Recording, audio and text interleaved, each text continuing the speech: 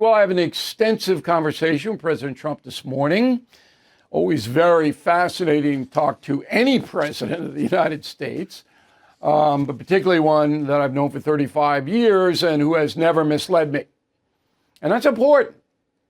So most of the conversation, and again, I do not call him. Okay, that's intrusive. If there's an emergency or something, then I will, but very rarely.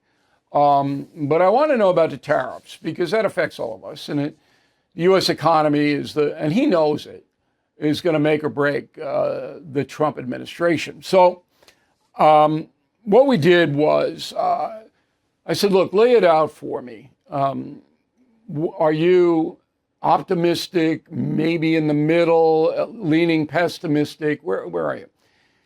So he is convinced, not hopeful, convinced he's going to get trade deals even with China. And he talked to me about the meeting with the Chinese this weekend in Switzerland. We'll report on that in a moment. And he says that the United States is in very good shape right now with negotiating all of this tariff stuff down to our benefit. That would be more jobs, higher paying jobs, and all of that. Okay. Iran looks like a little setback. Now, I didn't get into the details there too much, so I can't really report anything firm. But it's not as optimistic as it was, say, a week ago. I suggested you never tell a president anything, okay? I suggested that the Houthi business has thrown off the mullahs because the Houthis are almost out of business. The United States is really, with its synchronized bombing, put a hurt on those jihadists big time. And there is kind of a ceasefire. So the Houthis are saying they're not going to fire on ships in the Red Sea anymore, which is what the USA wants. Okay. But again, I didn't get into great detail on Iran, but it's not as optimistic in the president's eyes as it was maybe last week. Then we talked about the second half of the year, which is really, I think it's the most important part of Donald Trump's presidency, both his full first term and this term. If he turns that economy around, if it's booming by October, he goes into Reagan territory. Now, I'm not going to bore you with what happened to Ronald Reagan after Jimmy Carter, but it's so similar to what happened to Donald Trump after Joe Biden. It's almost the same thing. If you want to know, my book, Killing Reagan, is the book. But it took Reagan a long time to get out of that Carter quagmire. But in the second term, he's roaring.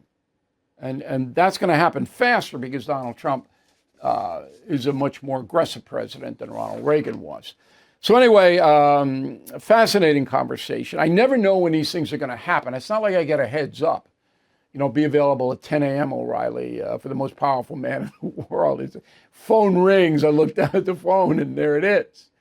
And so I got to be on my game all the time. And that's what I try to be. Let's face it, the U.S. economy is under stress. National debt rising, trade war shaking the markets. And meanwhile, China is dumping the dollar and stockpiling gold. That's why I protected my savings with physical gold and silver through the only dealer I trust, American Hartford Gold. And you can do this.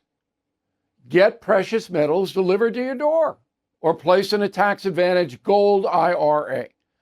They'll even help you roll over your existing IRA or 401k, tax and penalty free.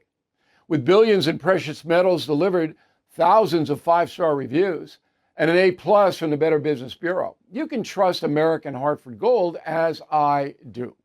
Please call 866-501-5201 or text BILL to 65532. Again, that's 866-501-5201 or text BILL to 65532. Thank you for watching. To view full episodes of the No Spin News anytime, sign up to become a BillO'Reilly.com premium or concierge member today.